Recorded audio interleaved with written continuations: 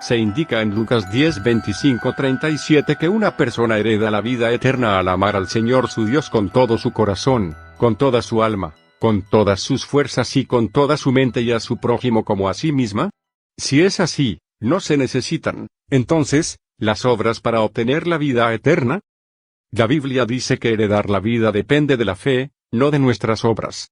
El Nuevo Testamento usa el verbo creer más de 500 veces. Cuando creemos, recibimos vida eterna, obtenemos la salvación y somos justificados, entre otras cosas. En Lucas 10, un intérprete de la ley preguntó: Maestro, ¿haciendo qué cosa heredaré la vida eterna? Y el Señor le dijo: ¿Qué está escrito en la ley? ¿Cómo lees? El intérprete de la ley contestó: Amarás al Señor tu Dios con todo tu corazón, y con toda tu alma, y con todas tus fuerzas, y con toda tu mente, y a tu prójimo como a ti mismo. El Señor le respondió: Bien has respondido, haz esto, y tendrás vida. La ley nos enseña dos cosas: amar a Dios y amar al prójimo. Ya que estas son obras, ¿no se necesitan entonces las obras para obtener la vida eterna? Si el pasaje terminara en el versículo 28, sería muy difícil explicar cómo se hereda la vida eterna, pero alabamos al Señor y le damos gracias porque el pasaje continúa hasta el versículo 37. El intérprete de la ley dijo: ¿Y quién es mi prójimo? Al responder de esta manera, dio a entender que conocía a Dios, pero que no sabía quién era su prójimo. Entonces el Señor le habló de un hombre que descendía a Jericó, y cayó en manos de ladrones. Un sacerdote que descendía por aquel camino, lo vio pero no le ayudó. Luego, un levita pasó por allí, y tampoco le salvó. Pero cierto samaritano lo ayudó grandemente y lo salvó. En el versículo 36, el Señor preguntó al intérprete de la ley: ¿Quién, pues, de estos tres te parece que se hizo el prójimo del que cayó en manos de los ladrones? Recordemos la pregunta del intérprete de la ley en el versículo 29, ¿y quién es mi prójimo?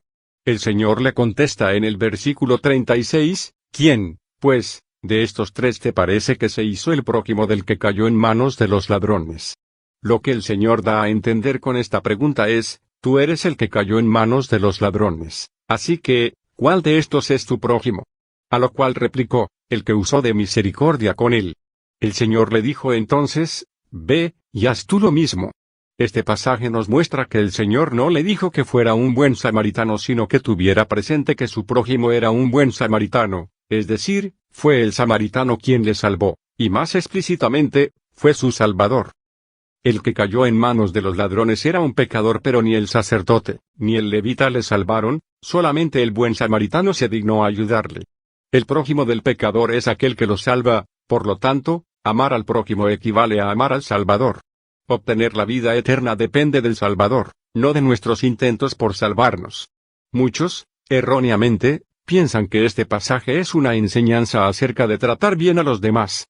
El Señor nunca dijo que tenemos que ayudar y salvar a aquel que cayó en manos de los ladrones, ya que fuimos nosotros quienes caímos en las manos de los ladrones.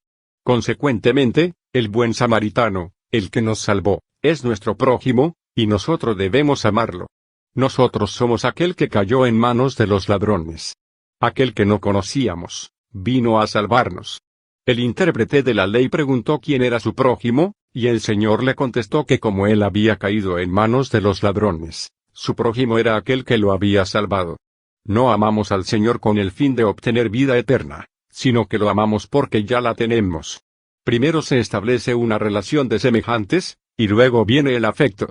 En este pasaje encontramos lo siguiente: el hombre ha caído, el hombre no puede salvarse por sus propios medios, el Salvador viene a él y si recibimos esta salvación, seremos salvos y amaremos a nuestro Salvador. El error de muchos es que quieren ser los que ayudan y salvan a los demás y pasan por alto la gracia del Evangelio. Tengamos presente que el Señor desea que amemos al buen samaritano, quien es el mismo. Lucas 16 relata la historia del hombre rico y Lázaro. ¿Pereció el rico por haber disfrutado las riquezas durante su vida? ¿Se salvó Lázaro por haber sufrido tanto durante su vida? Existen otras razones. Algunos creen que el rico pereció por haber disfrutado de tanta opulencia durante su vida, y que Lázaro se salvó por haber sufrido tanto durante su vida. Basan este argumento en lo que Abraham le dijo al rico, Lucas 16:25, pero, ¿es este en realidad el caso? En el versículo 25 Abraham le dijo al rico que recordara lo que había recibido antes de su muerte, y luego, en el versículo 29, le habla sobre la condenación y la salvación diciendo, a Moisés y a los profetas tienen, óiganlos. Así que podemos notar que el rico se perdió porque no obedeció las palabras de Moisés ni las de los profetas, mientras que Lázaro se salvó porque prestó mucha atención a las palabras de Moisés y los profetas. ¿Cuáles son las palabras de Moisés y de los profetas? Después de que Jesús resucitó, cuando iba en camino a Emaús con 2 discípulos, comenzando desde Moisés, y siguiendo por todos los profetas, les explicaba claramente en todas las escrituras lo referente a él. Lucas 24:27. En los versículos 44-46 leemos, y les dijo, estas son mis palabras, las cuales os hablé, estando aún con vosotros, que era necesario que se cumpliese todo lo que está escrito de mí en la ley de Moisés, en los profetas y en los salmos. Entonces les abrió el entendimiento, para que comprendiesen las escrituras, y les dijo, así está escrito que el Cristo padeciese y resucitase de los muertos al tercer día. Las palabras de Moisés y los profetas eran las mismas palabras de Jesús, es decir, el rico rechazó al Salvador, el cual murió y resucitó por él, y Lázaro se salvó porque recibió al Señor, quien murió y resucitó por él. Dios nos dio la Biblia, y puesto que podemos creer en las Escrituras, Él no va a enviar a nadie de entre los muertos a predicar el Evangelio. Dios se esconde maravillosamente, a tal grado que el hombre piensa que no existe. Aunque el hombre comete pecado y es perverso, Dios no le castiga hiriéndole a muerte con truenos y relámpagos. Inclusive si el hombre blasfema contra Dios, no recibe un castigo repentino. Dios no forma palabras con las estrellas del cielo para recriminar al hombre explícitamente por haber pecado, a fin de demostrarle su existencia. Él no usa métodos espectaculares para expresarse, pues desea simplemente que el hombre crea en su palabra.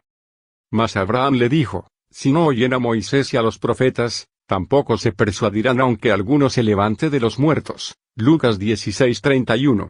Esta revelación nos muestra que si las personas no creen en las palabras de Moisés y de los profetas, será inútil que alguno se levante de los muertos. Por lo tanto, si las personas no aceptan el testimonio de la Biblia, tampoco creerán aunque alguno se levante de los muertos. Amén.